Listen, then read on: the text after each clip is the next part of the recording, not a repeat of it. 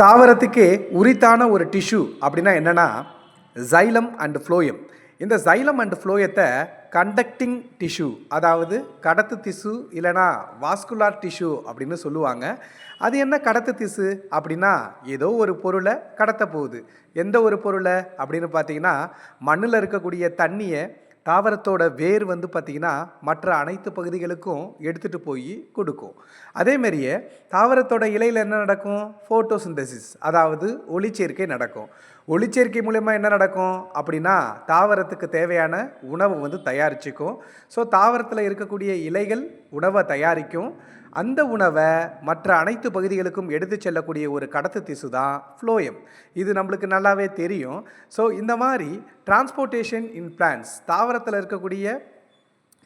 நடக்கக்கூடிய இந்த கடத்தல், இதை தான் இந்த சாப்டரில் முழுக்கமாக பார்க்க போகிறோம். அதுக்கப்புறம் ரொம்ப இன்ட்ரெஸ்டிங்கான அனிமல்ஸில் நடக்கக்கூடிய சர்க்குலேஷனையும் நம்ம பார்க்க போகிறோம். இதில் இன்ட்ரடக்ஷனில் என்ன கொடுத்துருந்தாங்க அப்படின்னு பார்த்தீங்கன்னா, பொதுவாக உயிரினங்களை ஒரு செல் உயிரி, பல செல் உயிரி, அதாவது unicellular organism, multi cellular organism அப்படின்னு சொல்லுவாங்க. இந்த மல்டி செல்லுலார் ஆர்கானிசம், பல செல் உயிரி தாவரங்களில் எப்படி டிரான்ஸ்போர்ட்டேஷன் நடக்குது அப்படின்னு பார்த்தீங்கன்னா, பொதுவாக நம்ம பல கோடி செல்களால் ஆயிருக்கும். அதே மாதிரியே தான் தாவரமும் பல கோடி செல்களால் ஆனது தான். அந்த எல்லா செல்லுக்குமே constant supply of food and oxygen தேவை. எல்லா செல்லுக்குமே ஆக்சிஜனும் உணவும் தேவை. எதுக்காக? தாவரம் வாழ்கிறதுக்காக. அது என்ன பண்ணும் அப்படின்னா, குளுக்கோஸை உடைச்சி அதில் இருந்து ஆற்றலை பெற்று, ஸோ நம்ம வாழ்க்கைக்கு தேவையான மிக முக்கியமான வேலைகளை பார்த்திங்கன்னா செய்யும். ஓகேங்களா? ஸோ பல செல் உயிரிகள் அதுக்கு அதில் இருக்கக்கூடிய ஒவ்வொரு செல்லுக்குமே ஆக்சிஜனும் ஃபுட்டும் தேவை. அது மூலியமாக வாழும். அது என்ன பண்ணோம் அப்படின்னா, குளுக்கோஸை உடைச்சி ஆற்றலை பெற்று மற்ற அனைத்து நடவடிக்கைகளையும் செய்யும். ஸோ டிரான்ஸ்போர்ட்னா என்ன? ஃபஸ்ட்டு கடத்தல் அப்படின்னா என்ன அப்படின்னா, carry things from one place to another place. அதாவது ஒரு பொருளை ஒரு இடத்துல இருந்து இன்னொரு இடத்துக்கு எடுத்துகிட்டு போகிறத தான் டிரான்ஸ்போர்ட் அப்படின்னு சொல்லுவோம். சரி, என்ன பொருள் டிரான்ஸ்போர்ட் ஆகுது, என்ன பொருள் கடத்தப்படுது அப்படின்னு பார்த்தீங்கன்னா, வாட்டர், மினரல்ஸ் அண்ட் ஃபுட், அதாவது தண்ணீர், உணவு, கனிமங்கள், இது எல்லாமே கடத்தப்படுது. ஸோ இது எங்கே இருந்து கடத்தப்படுது அப்படின்னு பார்த்தீங்கன்னா, ஃப்ரம் ரூட்ஸ், அதாவது தாவரத்தோட வேரில் இருந்து மற்ற அனைத்து பகுதிகளுக்கும் தண்ணியும் கனிமங்களும் கடத்தப்படுது. தாவரத்தோட இலைகளில் இருந்து மற்ற பகுதிகளுக்கு உணவு கடத்தப்படுது.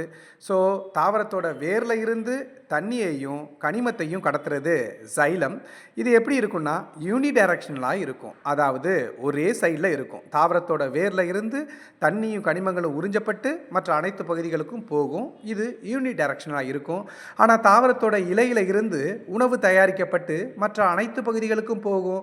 அது நேராகவும் போகும், சைடில் பக்கவாட்லேயும் போகும். So that is multi directional. ஓகேங்களா? இது எப்படி டிரான்ஸ்போர்ட் ஆகுது அப்படின்னு பார்த்தீங்கன்னா, த்ரூ த சர்க்குலேட்டரி சிஸ்டம். ஓகேங்களா? சர்க்குலேட்டரி சிஸ்டம் மூலியமாக தான் இது டிரான்ஸ்போர்ட் ஆகுது. ஓகேங்களா? ஸோ இங்கே ஒரு டேர்ம் கொடுத்துருந்தாங்க, டிரான்ஸ்லொகேஷன் அப்படின்னா என்னன்னு கொடுத்துருந்தாங்க.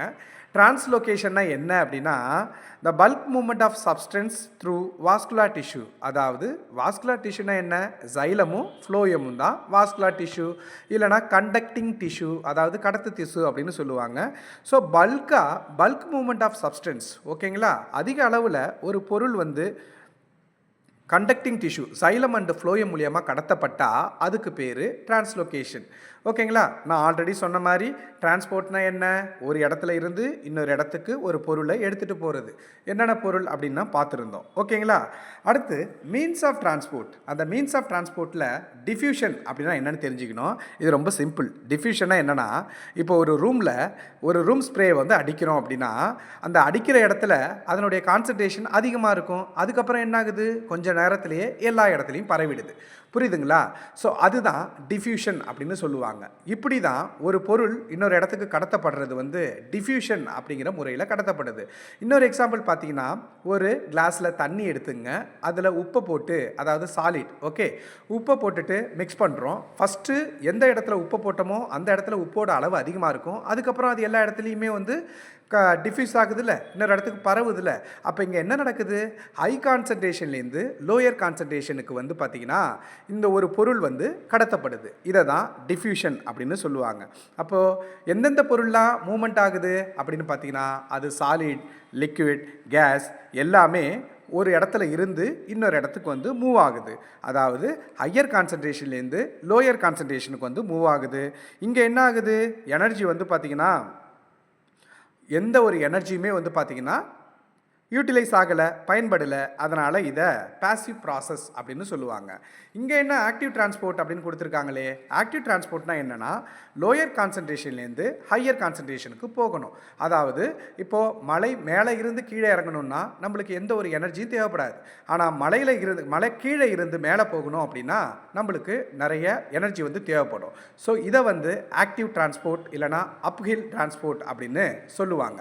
இது வந்து பார்த்திங்கன்னா ரொம்ப ரொம்ப பேசிக் தான் இந்த லெசனுக்கு நம்ம உள்ளே போகிறதுக்கு. ஸோ இதை நீங்கள் தெளிவாக கவனிச்சுட்டு இல்லை சும்மா ஒரு கதை கேட்குற மாதிரி கேட்டுட்டு மட்டும் வாங்க. அடுத்தடுத்து முக்கியமான டாப்பிக்கில் வந்து பார்த்திங்கன்னா சந்திக்கலாம். நன்றி, வணக்கம்.